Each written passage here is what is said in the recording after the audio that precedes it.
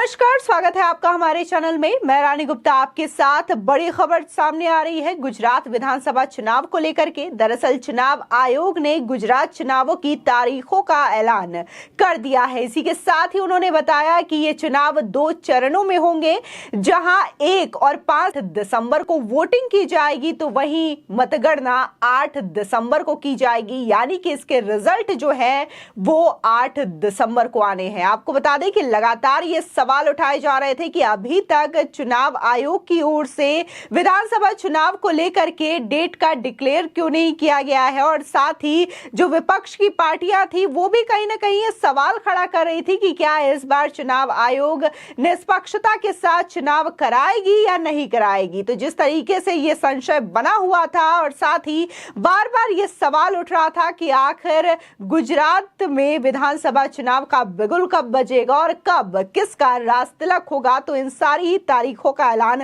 हो चुका है। बता दें कि आज 12 बजे चुनाव आयोग की ओर से प्रेस कॉन्फ्रेंस की गई और इस प्रेस कॉन्फ्रेंस में तमाम जानकारियां दी गई चुनाव आयोग और इसी के साथ ही गुजरात विधानसभा चुनाव के बारे में। बता दें कि चुनाव आयोग ने गुरुवार को गुजरात विधानसभा चुनाव की तारीखों का ऐलान कर दिया। गुजरात विधानसभा चुनाव 2 फेज में होना है। 182 सीटों के लिए वोटिंग 1 दिसंबर और 5 दिसंबर को होगी। इसी के साथ ही नतीजे 8 दिसंबर यानी कि हिमाचल प्रदेश के विधानसभा चुनावों के साथ ही सामने आएंगे। आपको बता दें कि ये जो 2 फेज में चुनाव हो रहा है उसमें से जहां 93 सीटों के लिए एक फेज में चुनाव होगा, तो वहीं दूसरे फेज में 89 सीटों के लिए चुनाव होना है। अगर बात करें हम मौजूदा विधानसभा सीटों की गिनती के बारे में, आंकड़ों के बारे में, तो अभी 111 सीटें बीजेपी के खाते में है, तो वहीं 63 सीटें कांग्रेस के खाते में हैं। ऐसे में कहीं ना कहीं ये जो मुकाबला है, जहां 2017 में ये सीधा मुकाबला 2 पार्टियों के बीच में था, बीजेपी और कांग्रेस, तो अब इस साल देखने को मिल रहा है कि इस बार आम आदमी पार्टी यानी कि केजरीवाल की पार्टी भी जोरदार आजमाइश में लगी हुई है। लगातार अरविंद केजरीवाल गुजरात का दौरा कर रहे हैं। ऐसे में ये मुकाबला इस बार त्रिकोणीय हो जाता है और कहीं ना कहीं कांग्रेस के लिए और आम आदमी पार्टी के लिए भी ये काफी मुसीबत भरा हो सकता है, क्योंकि लगातार जो ऐसे सर्वेज आ रहे हैं या फिर ओपिनियन पोल्स की बात करें, सी वोटर कैटेगरी के पोल की बात करें या फिर लोगों की बात करें, तो उनका कहीं ना कहीं जो रुझान है बीजेपी के प्रति ही आ रहा है। और बीजेपी की जो शानदार जीत है वो पहले से ही सुनिश्चित मानी जा रही है और ऐसा कहा जा रहा है कि इस बार जो सीटों की संख्या है वो रिकॉर्ड तोड़ हो सकती है बीजेपी के लिए। आपको बता दें कि चुनाव की तारीखों के ऐलान से पहले मुख्य चुनाव आयुक्त राजीव कुमार ने गुजरात में मोरबी पुल हादसे पर भी दुख जाहिर किया। उन्होंने कहा कि इस बार गुजरात में 4.6 करोड़ लोग अपनी किस्मत आजमाएंगे और अपने सीएम पद के जो दावेदार होंगे उनका चयन करेंगे। इसी के साथ ही सीईसी राजीव कुमार ने यह बताया कि गिर फॉरेस्ट के बजन गांव में रहने वाले भरत दास दर्शन दास के लिए पोलिंग बूथ बनाया जाएगा। इस इकलौते मतदाता से वोटिंग करवाने के लिए 15 लोगों की टीम जाएगी। साथ ही उन्होंने कहा कि भरत दास अपने गांव से बाहर आकर वोटिंग करना नहीं चाहते हैं, इसलिए उनके लिए पोलिंग बूथ और पोलिंग टीम भेजी जाएगी। साथ ही जिस तरीके से ये जो चुनाव हो रहा है उसमें भी अगर सीएम पद की दावेदारी की बात करें तो ये भी एक अहम हो जाता है कि आखिर कौन सी पार्टी की ओर से कौन से सीएम पद के दावेदार के लिए नाम सामने आए हैं। दरअसल अगर इन पदों की दावेदारी की बात करें तो अभी बीजेपी की ओर से भूपेंद्र पटेल गुजरात के मुख्यमंत्री हैं। बीजेपी प्रदेश अध्यक्ष सीआर पाटिल पहले ही संकेत दे चुके हैं कि राज्य में कोई बदलाव नहीं होगा, यानी कि बीजेपी की ओर से अभी भी भूपेंद्र पटेल ही सीएम के चेहरे और उनके दावेदार हैं।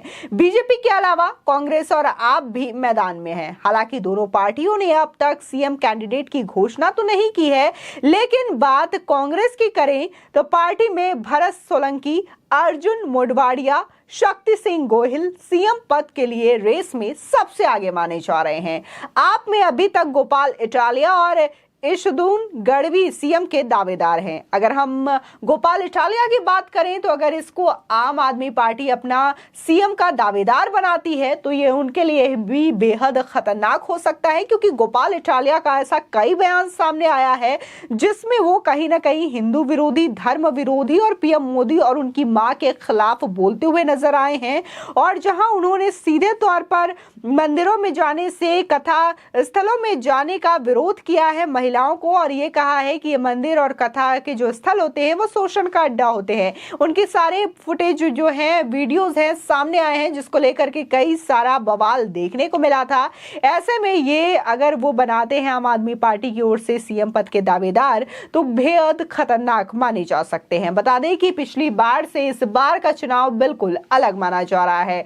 इसकी सबसे बड़ी वजह है गुजरात में 2017 में बीजेपी और कांग्रेस के बीच सीधा मुकाबला था, लेकिन आप इस बार लड़ाई में शामिल है। वही पाटीदार आंदोलन की आग भी इस बार शांत है। आंदोलन के सबसे बड़े चेहरे रहे हार्दिक पटेल भी अब बीजेपी में शामिल हो गए हैं। तो इससे माना जा रहा है कि जो पटेल समाज का वोट है वो पूरी तरीके से बीजेपी के खाते में जाना तय है। आपको बता दें कि बीजेपी इस बार 182 सीटों में से 160 से ज्यादा सीटें जीतने का टारगेट बना लिया है। गृह मंत्री अमित शाह गुरुवार को उम्मीदवारों के नामों को तय करने के लिए गांधीनगर पहुंच रहे हैं।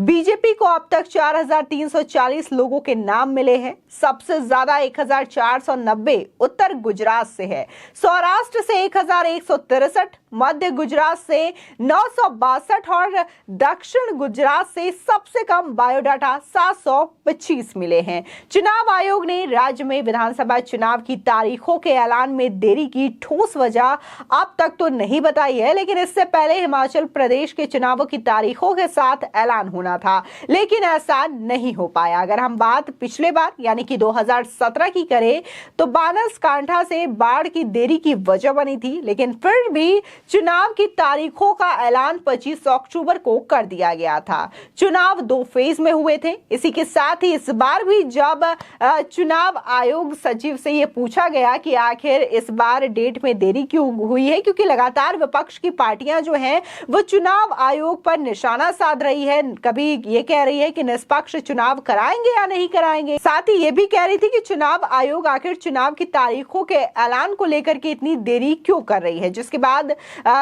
जो राजीव कुमार हैं मुख्य चुनाव अधिकारी, उन्होंने सीधे तौर पर कहा है कि जो कार्यकाल खत्म होने की डेट होती है उससे पहले ही हुआ है। अगर हम नजर डालें चुनाव आयोग के द्वारा दी गई तारीखों में और जो विधानसभा के सीटों का कार्यकाल खत्म हो रहा है फरवरी 2023 को, तो ऐसे में 72 दिनों का समय बचता है वोट काउंटिंग से लेकर के दूसरे कार्यकाल को खत्म होने के बीच में। ऐसे में कहा जा रहा है कि ये अपने आप में सही टाइमिंग है जब इस डेट का अनाउंसमेंट किया गया है। इसी के साथ ही जो सर्वे हैं और कहीं ना कहीं जो आंकड़े हैं वो बीजेपी की ओर इशारा करते हैं कि बीजेपी की जीत इस बार दमदार होने वाली है। और कहीं ना कहीं जो हाल ही में देखने को मिला था कि किस तरीके से प्रधानमंत्री मोदी ने गुजरात का दौरा किया, इसके बाद ये भी देखने को मिला कि गृह मंत्री अमित शाह भी अब जाएंगे वहां पर, उम्मीदवारों का चयन करेंगे और तब ये जो लिस्ट है वो सामने आएगी कि आखिर कहां से कौन चुनाव लड़ रहा है। इसी के साथ ही अभी भी सबको फाइनली अनाउंसमेंट का इंतजार है कि आखिर किसकी ओर से कौन सा सीएम पद का दावेदार रहेगा। कांग्रेस की ओर से भी, आम आदमी पार्टी की ओर से भी उनके चेहरों और उनके नाम का इंतजार फिलहाल सभी को है। देखना होगा कि अब चुनाव की तारीखों के बाद इस चुनावी मैदान में किसकी पार्टी सबसे ज्यादा दमखम दिखाती है और 2022 के विधानसभा चुनाव में किसकी जीत मजबूत होती है। फिलहाल आपकी इस खबर पर क्या राय है हमारे कमेंट सेक्शन में जरूर बताएं। आगे की और भी अपडेट के लिए चैनल को सब्सक्राइब करना ना भूलें।